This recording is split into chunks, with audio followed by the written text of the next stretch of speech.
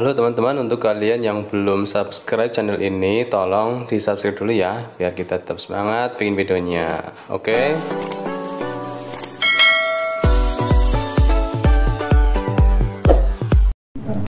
Pulau dan awalnya ada, tapi beliau nanti ada pembenting-pembentingnya, ada catatan-catatan lain.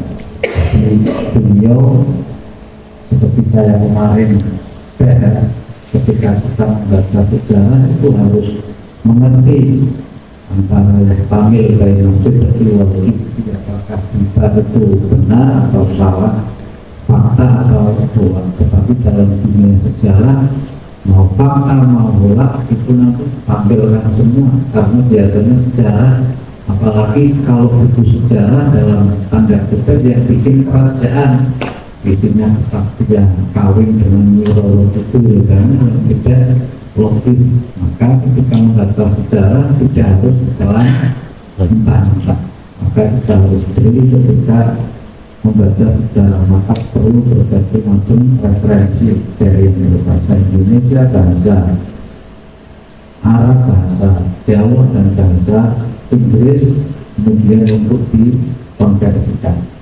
Ini beliau Al-Alwi bin Al-Haddad sebagai kitab ini mungkin dalam buku sejarah tanah Jawa, itu bukunya sekarang banyak kopiannya beredar, tanah di Jawa, Wemes 72 halaman 8, kalau dibuka di Shopee itu sudah banyak di kopi buku itu. Wemes ini mengeluarkan satu statement pendapat bahwa Sunan Kalijaga itu pada abad ke-6 di kerajaan Abilangu, kalau dulu namanya Abilangu. Ini menurut catatan Wemes, walaupun ada yang menyebut dulu di situ adalah namanya Gajah Wangi, misalnya itu versi Jawanya, tapi kalau Belanda ini namanya Abilangu, yaitu dekat dengan Demak. Di sana terdapat sebuah masjid yang terkenal yang didirikan sekitar tahun 874 menurut catatan sejarawan Wemes ini, yaitu kalau dimasihkan 1468. Walaupun kemarin saya bilang bahwa Masjid Agung Demak ini kalau menurut perhitungan tahun Saka 1401, melihat dari tombol Sengkolo gambar kura-kura, yaitu kepalanya 1, kakinya 4, gatoknya 0, kemudian buntutnya 1. 1401 tahun Soko. Ini kalau di masa ikan sekitar 1479. Jadi kalau dengan catatan Wemes ini ada selisih berapa? Kalau menurut catatan Jawa 1479, tapi catatan Wemes 1468. Jadi selisih berapa? Berapa? 1468 kan ini menurut Wemes 1468, catatan Jawa 1479, berarti selisih berapa? 11 tahun. Tapi masih mungkin selisihnya tidak terlalu banyak ya. Ini di tahun itu saja berarti 800 saat sudah ada masjid. Bahkan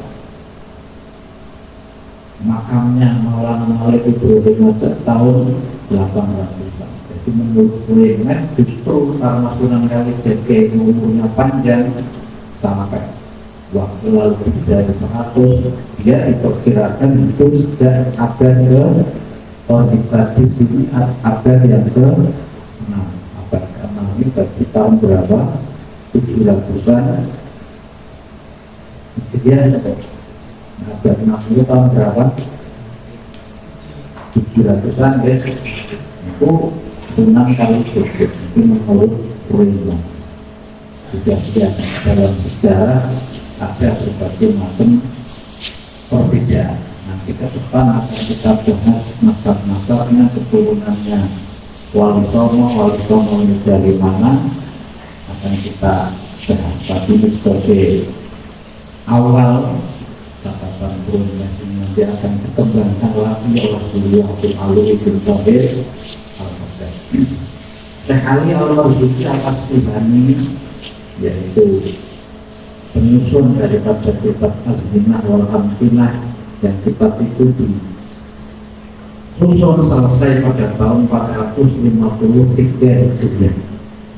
453 Hijriah itu Abdul Qadir berumur berapa itu? Abdul Qadir itu lahir tahun berapa? Ya saya mana? Kita nggak tahu ya. Kita hari ya betul berapa tuh?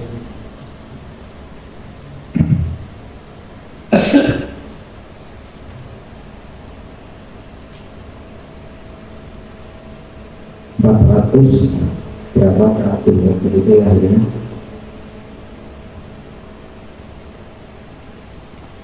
Jadi kemudian bahwa besok dan nanti diskusi mengenai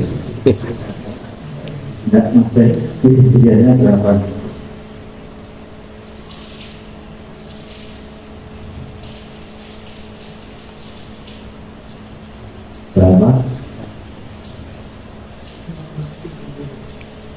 Kalau Syaikhul Qadir lahir 470, ini kita ingin selesai disusun 453 Hijriah, namanya Al-Azminah wal Amkinah.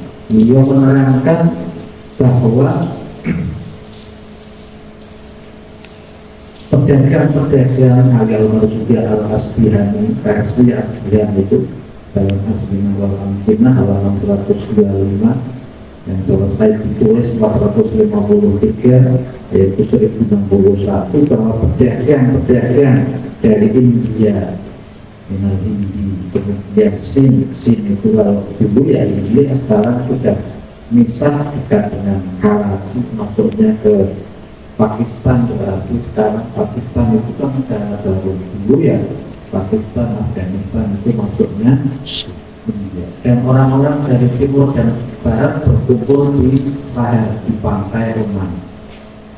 Di Roman itu ada semuanya di pantai atau pelabuhan yang terkenal. Mereka berkumpul di sana, kemudian menyusuri Gaza sampai ke Sidir Makro.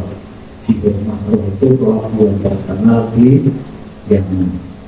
Yaman itu kan berkenaan dengan laut negaranya. Kemudian hilang sampai ke Aden. Dari Aden menembus sampai ke mana-mana. Makanya jalurnya itu telah diceritakan kalau ada orang jalur pelayaran Aden, pelayaran Yaman.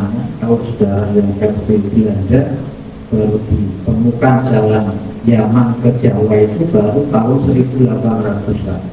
Ternyata pelayaran itu sudah ada sejak kitab ini disusun 453, sudah menceritakan ada pelayaran-pelayaran orang-orang dari Cina.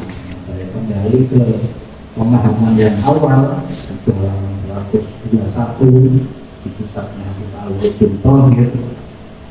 Kita tidak lupa yang disebut asli menurut rihalah Al-Faris, menurut para pengelola versi dikir Mayas malu apa mayas milu mawar jangan simai ya. Itu Jazair Syarqil Aqsa, pulau-pulau di timur jauh, bukan pemahaman Cina yang seperti sekarang ini. Yang dipahami pada masa itu seperti diterangkan oleh Syaikhul Al-Himawi di dalam Mujamidi Endar Bukri Jawa. Jadi Jawa dulu itu kadang disebut Sin, saya orang kembali. Maka kadang orang-orang dari dinasti Tang sekitar tahun 780-an, ketika mereka menyebut Jawa ini ada negeri yang sangat terkenal pada saat itu, dinamakan negeri Holing. Holing itu kalau orang menyebut Keling, kalau orang sini menyebut Halim dia, katanya walaupun artefaknya belum ditemukan, tetapi banyak orang menganggap negeri itu adalah pekalongan. Jadi saya bisa mengulang kembali, kalau Rasulullah bilang taruhlah ilmu walau fisik, nah kita bisa menafsirkan taruhlah ilmu walau ke pekalongan, berarti itu kalau pakai tafsirnya yang lokal Al-Imawi juga halaman 121. Tapi secara umumnya Austin ini dimaknani negeri yang jauh, bukan Cina yang sekarang Xi Jinping itu bukan, tapi carilah ilmu walau bersih, yaitu negeri di wilayah Jarqil Aqsa. Jarqil Aqsa itu timur Jawa, termasuk Jawa pada saat itu ya namanya Jarqil Aqsa. Ketika zaman Rasulullah baru lahir, orang-orang Arab telah melakukan perdagangan dengan Cina, dengan negeri Holeng, dengan Vietnam. Seperti juga disebut oleh kitab ini pada kemarin halaman 116. Sebagai Arabia Wajah Jazair, bahwa hubungan antara negeri-negeri Arab dengan pulau-pulau timur jauh itu sudah ada obral Islam, sebelum Islam dan setelahnya. Ini bisa dilihat halaman 116. Maka tersiarnya kabar kenabian baginda Nabi Sallallahu Alaihi Wasallam ini sangat cepat karena dibawa oleh para pedagang-pedagang. Jadi faktor pertama orang hijrah itu karena urusan ekonomi, karena dagang. Orang-orang dahulu telah melakukan perdagangan. Ketika menyebut Sin, orang-orang Persia memasukkan sini akan negeri di timur Sin. Maka Syekh Ali Al-Marzuki Al-Asbihani pada 153 ini menyebutkan bahwa pelayanan-pelayanan itu sudah ada, padahal dia itu baru Imam Ghazali lahir, baru Abdul Qadir lahir. Makanya jangan heran yang laki-laki ketika ada makam tua di Jawa, yaitu dari Fatimah binti Maimun di Lerang, dan makamnya juga tertulis sekitar 470-an di daerah Gresik. Itu makam yang tertua, yang bisa besar sekali. Itu 470 sudah ada orang tidur di daerah situ. Bahkan kalau kita lihat catatan kaki di halaman 130 itu menurut Ola Maclean Campbell. Jadi kalau belajar sejarah jangan lihat ada Ola Campbell, Ola Bremuis, nanti ini kitab apa ini? Memang sejarah harus seperti itu. Di dalam kitabnya Java itu halaman 130 bahwa orang Arab dan Persia ini selalu mati memelakukan Majapahit, telah berjasa di dalam mendirikan kerajaan Majapahit. Maka banyak yang diberi upah tanah-tanah pendidikan seperti Kumbel, seperti di Ampel Kinto, seperti di Gresik Lerang, karena mereka berjasa di dalam berdirinya kerajaan Majapahit. Ini menurut catatan orang Barat. Maka ketika kita belajar sejarah, memang banyak hal-hal yang baru kita dengar saja. Ternyata orang Persia, orang Arab, orang Cina sudah berdagang ke sini. Maka kenapa orang-orang itu pada berpindah dari tempat lahirnya? Nanti akhirnya disuruh apa ini, disuruh dibahas, tapi terlalu panjang, jadi saya terangkan rangkumannya aja dari berbagai sumber. Yang tiga dijual 122. Kenapa orang-orang ini sudah berada di Demak, sudah berada di Gresik, mereka itu dijual itu apa? Ya, alasan orang-orang dijual itu macam-macam selama berabad-abad. Ada yang hijrah karena lari dari kehidupan yang sulit, ada yang hijrah karena mencari keselamatan dari peperangan, ada yang menyelamatkan diri dari kezaliman. Kemudian orang-orang yang hijrah terkadang mereka harus mencari negeri-negeri yang mereka diami, yang mereka dimuliakan atau enggak. Makanya itu sering ngomong orang nggak punya rumah bisa nyewa, orang nggak punya kamar bisa ngekos, orang nggak punya tanah bisa ngontrak. Tapi kalau orang nggak punya negara, kita akan tinggal di mana? Sama orang-orang dahulu mencari negeri-negeri yang kadang belum disinggahi. Misal ketika kita lihat pada Perang Dunia II, itu keterangannya dari halaman 123. Ketika kita lihat di arti alamiah katanya di Indonesia, itu nanti dipelajari sendiri dalam menerangkan ringkasannya saja. Kita saksikan di ruang pengungsi ketika Perang Dunia II saja, kata Habib Alwi bin Thohir, kata Habib Biasa yang memberi takwil, saya Muhammad Biasa itu juga merupakan guru besar sejarah di Universitas Indonesia. Beliau mengatakan kalau ada Perang Dunia II disaksikan gelombang pengungsi yang mencari keamanan ke Indonesia karena pecahnya Perang Dunia II.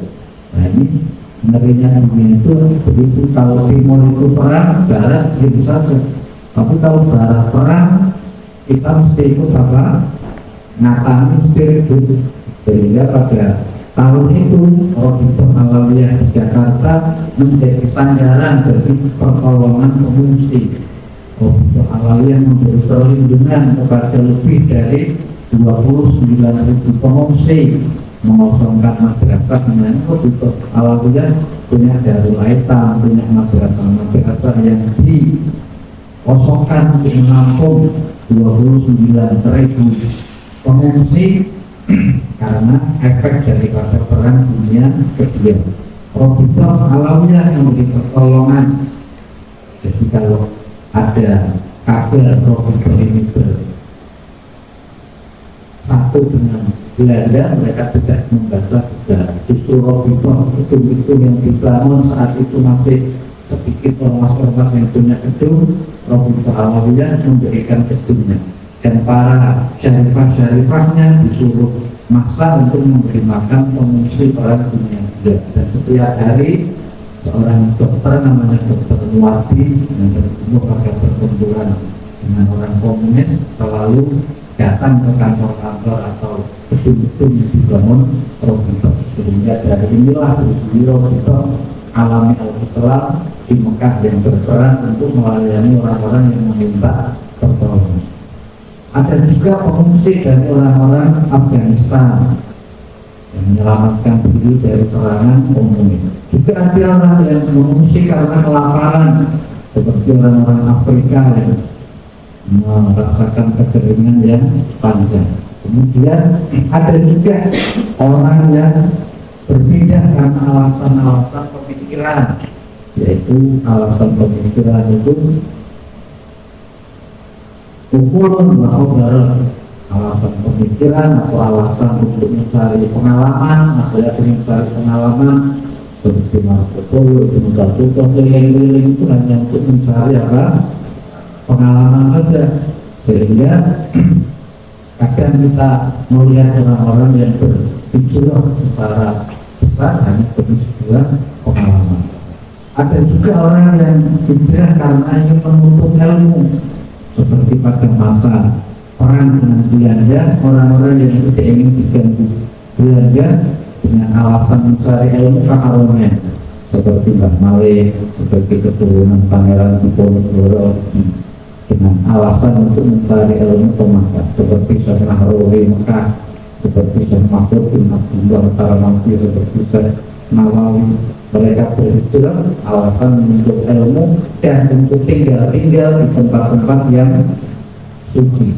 Makanya orang-orang Indonesia banyak yang menjadi keturunan di Mekah sana, seperti Yasin Al-Fadhani dan keturunan Bawean.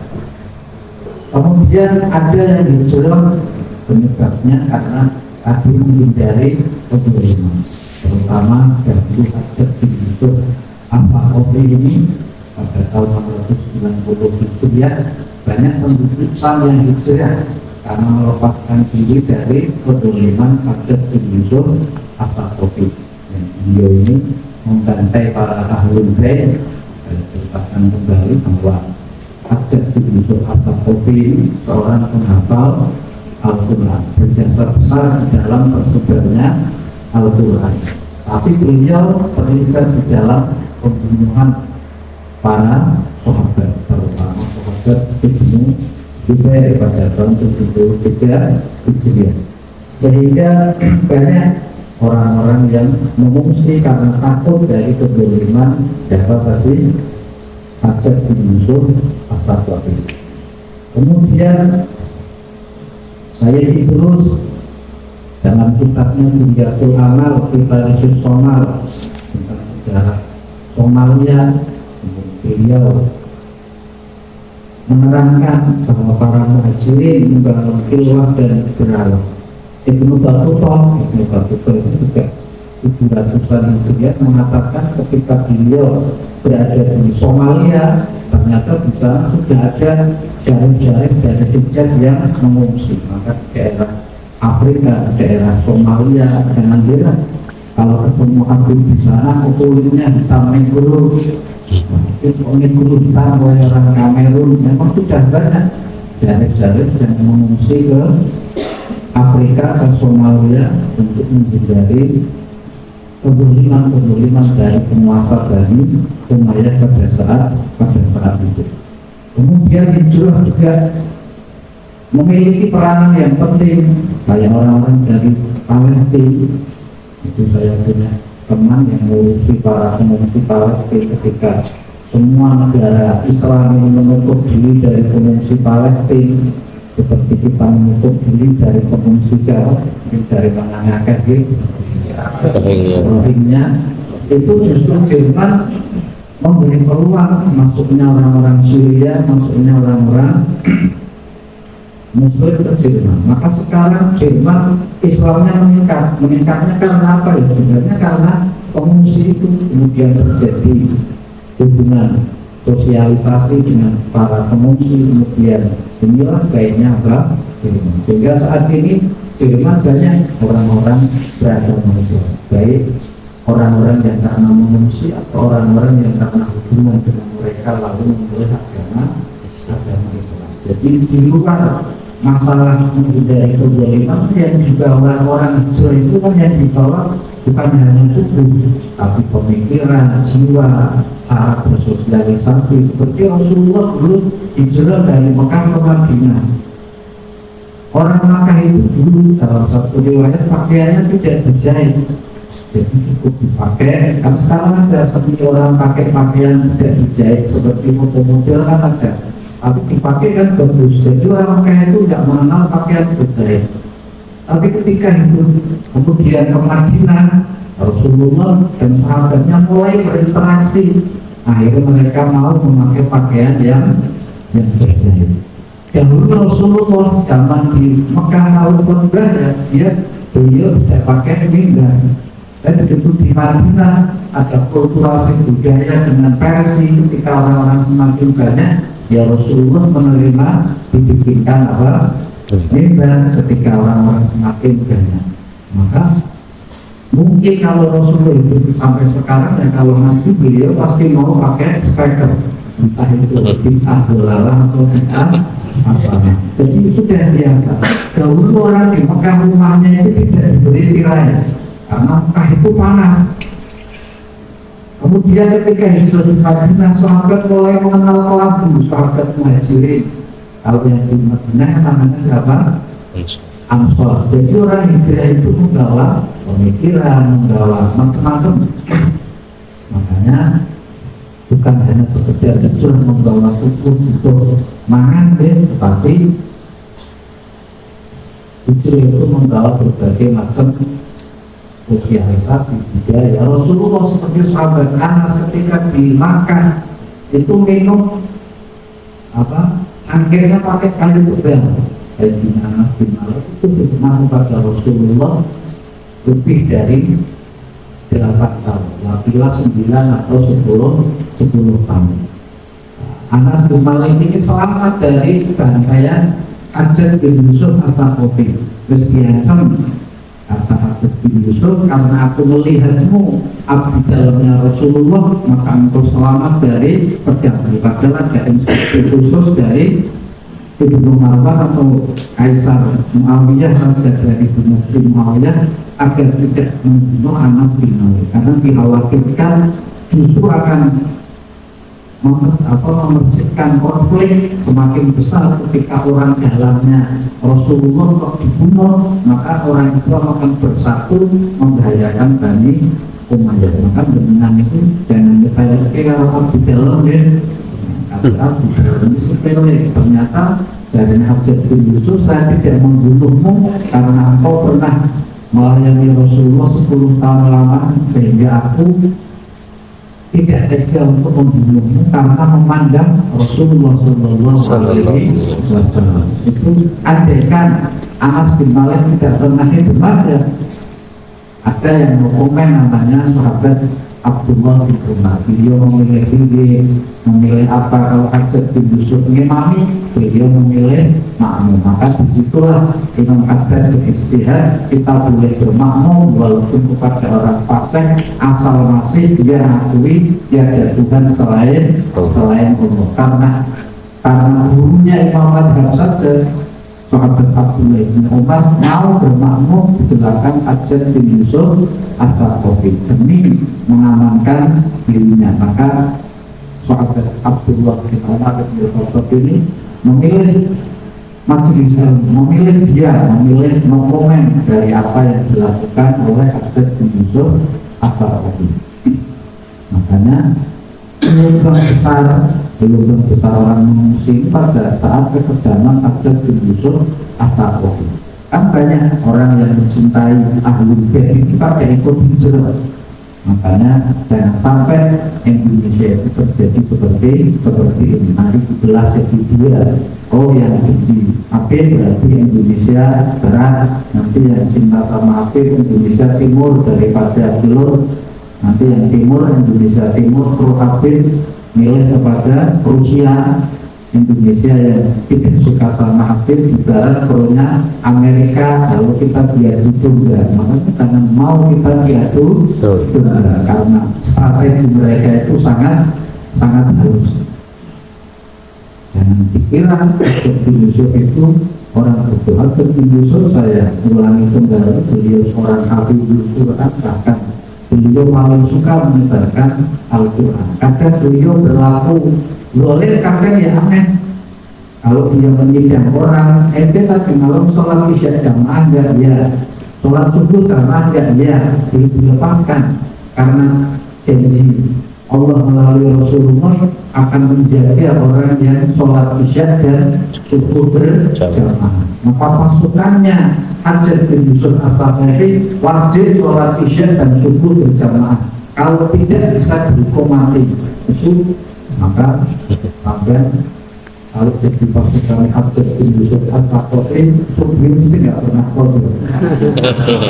Daripada dihukum mati. Jadi sisi gelap daripada Hajjaj bin Yusuf At-Thaqafi, walaupun masyhur beliau sebagai peluru atau senjata Bani Umayyah atau Muawiyah untuk membantai para sahabat dan Ahlul Baitnya baginda Nabi Sallallahu Alaihi Wasallam, sehingga beliau diberi tanah kekuasaan hadiah Irak itu dulu dalam genggaman Hajjaj bin Yusuf.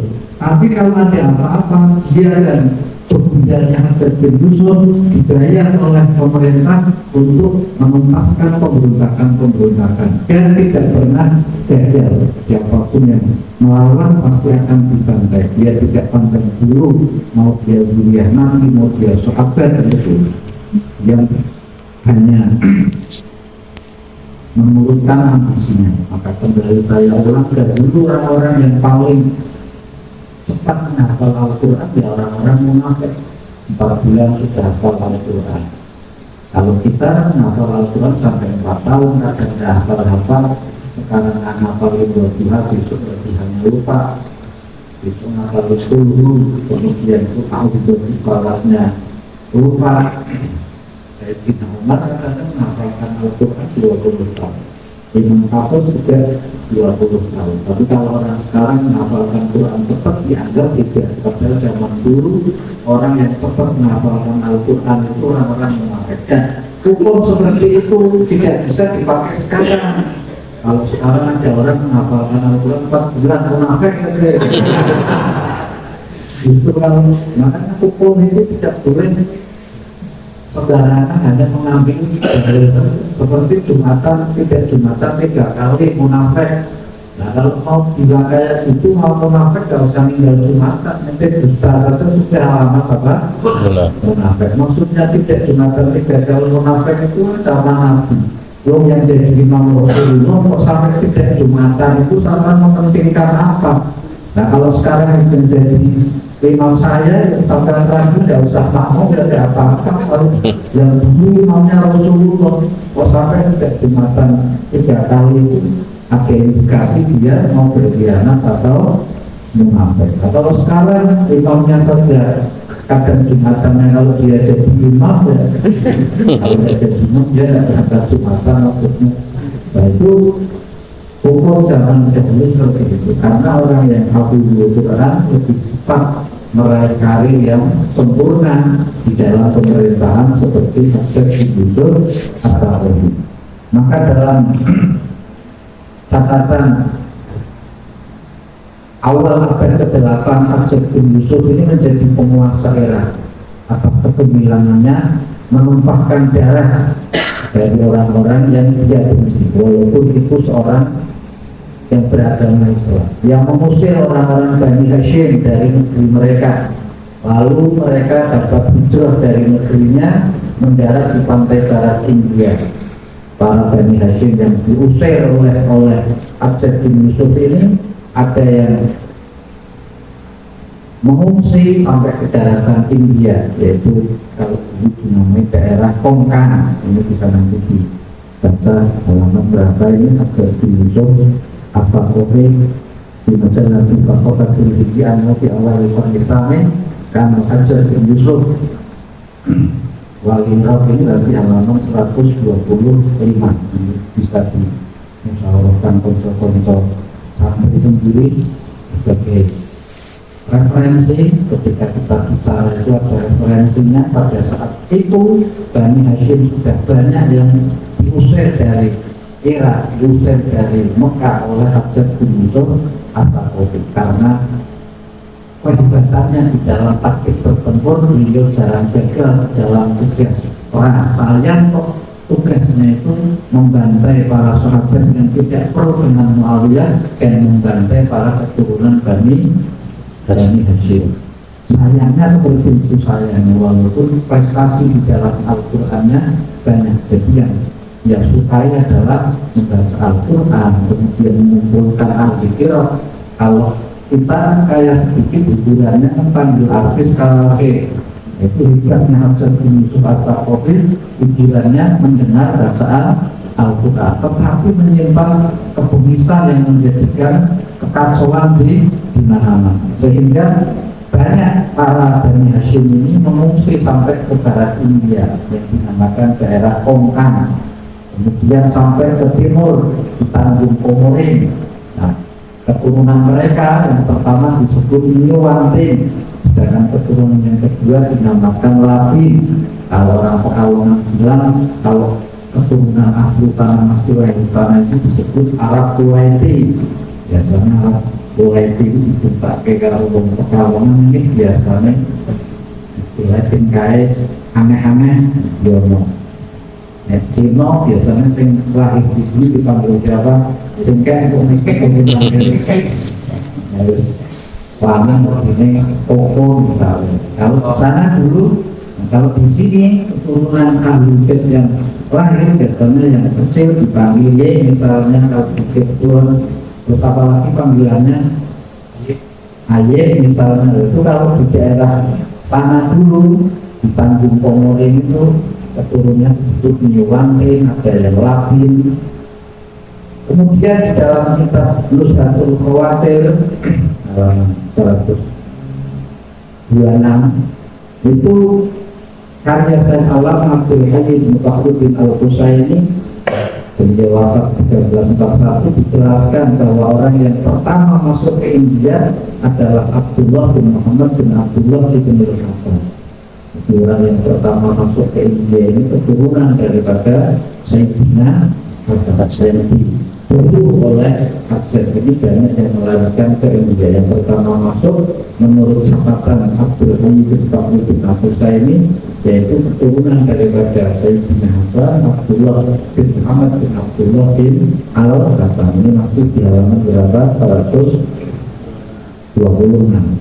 Soalnya kata akhirnya disuruh perhatikan berdasarkan beberapa referensi. Kemudian nanti di sini ada Yaqulu Pandendra.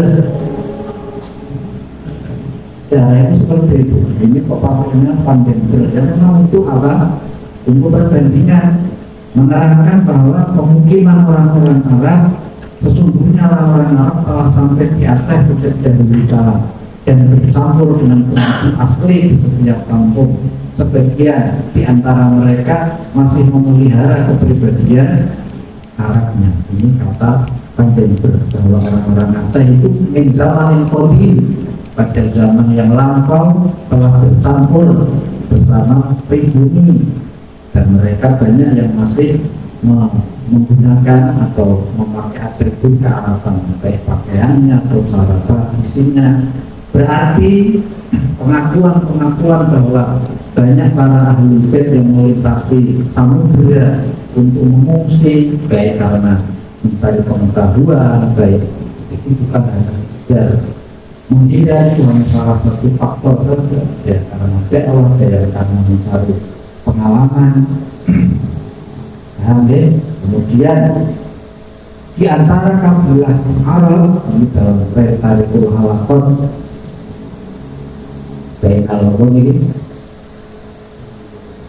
Bainal Hindi wal Biladil Arabiyah, dalam kitab Tarikhul Halakot Bainal Hindi wal Bilad ini, atau sejarah hubungan antara India dan Arab karya Syekh Muhammad bin Ismail Nasri, ada keterangan bahwa di antara kabilah Arab yang paling terkenal merantau ke India adalah satu kabilah Bani Hashim yang merantau ke pesisir Barat India.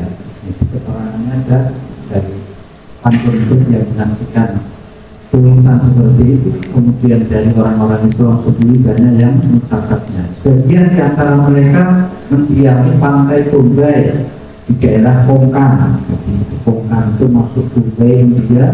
Sebagian yang lain merantau sebelah timur dinamakan Labai. Di daerah ini telah ditemukan persinggahan sejarah mereka dari abad ke-7 Hijriah. Banyak ditemukan peninggalan-peninggalan orang terdahulu.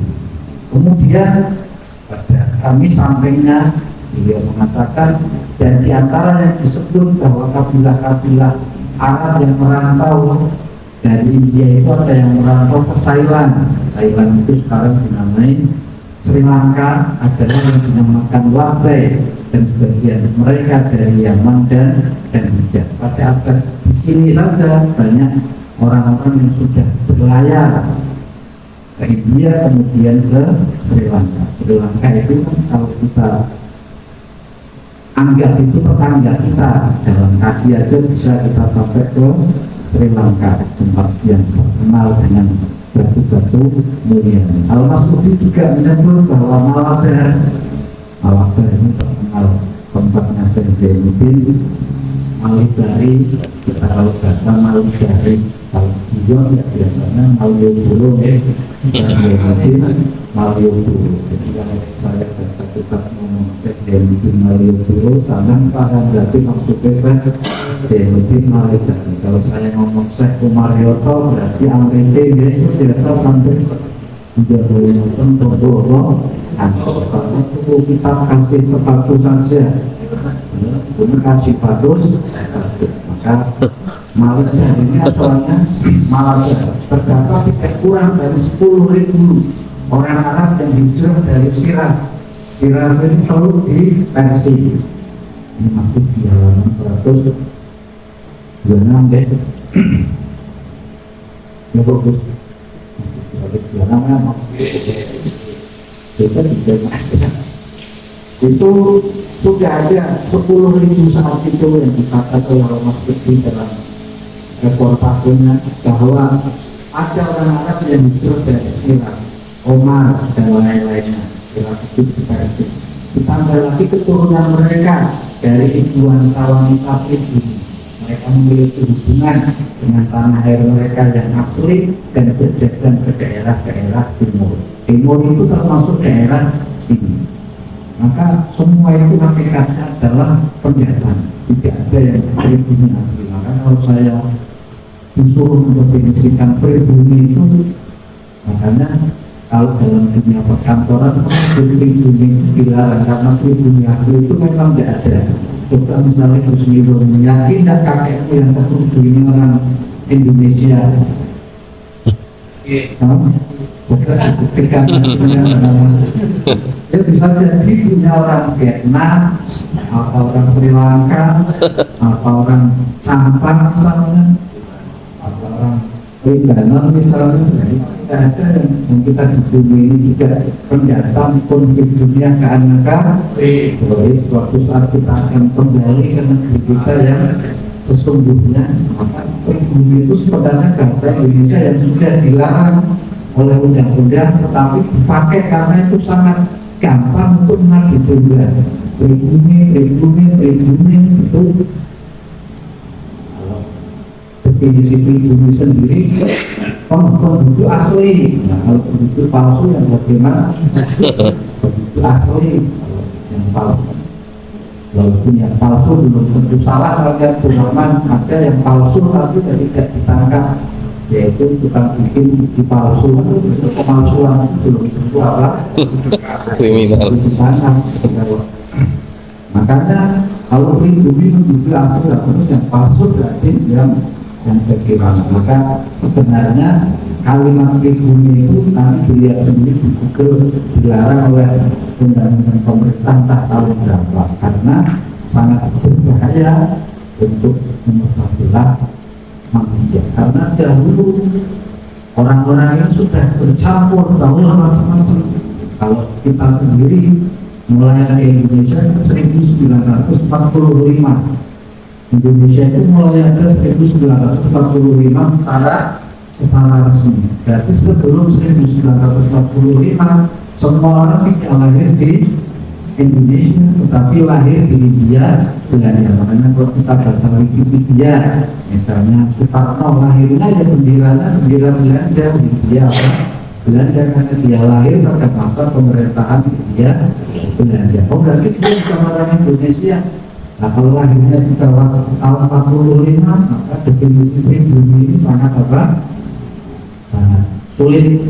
Maka pada masa-masa itu saja, pada Hijriah, pada awal sudah banyak keturunan Bani Hashim yang hijrah dari Sirah sampai ke India mengawini orang-orang pribumi asli, mengawini penduduk asli. Kemudian dalam kitab Al-Arab Wal-Mawahat di Muhid Al-Hindi ada juga keterangan sebelum kekhalifahan Bani Umayyah tahun 759 Masehi, tahunnya 759, sebagian orang Syiah lari dari tekanan Khurasan. Ada Syiah di Khurasan itu sekarang ikutnya Iran dan tinggal di sisi salah satunya di daerah Cina yang berhadapan dengan satu pelabuhan. Ini salah satu contoh bahwa orang-orang Arab, orang-orang Persia jauh sebelum masa kerajaan Majapahit telah mengarungi lautan, baik untuk memenuhi berbagai kepentingan, entah itu mencari ilmu, entah itu berdagang, entah itu menghindari pasukannya Yazid bin Yusuf al-Qaddafi. Kemudian bisa saya sampaikan, nanti kita sambung lagi di antara orang-orang yang pertama muncul dari Bani Alawiyin ke Irak, kemudian ke yang memilih siapa, kalau pertemuan berikutnya, wallahu a'lam.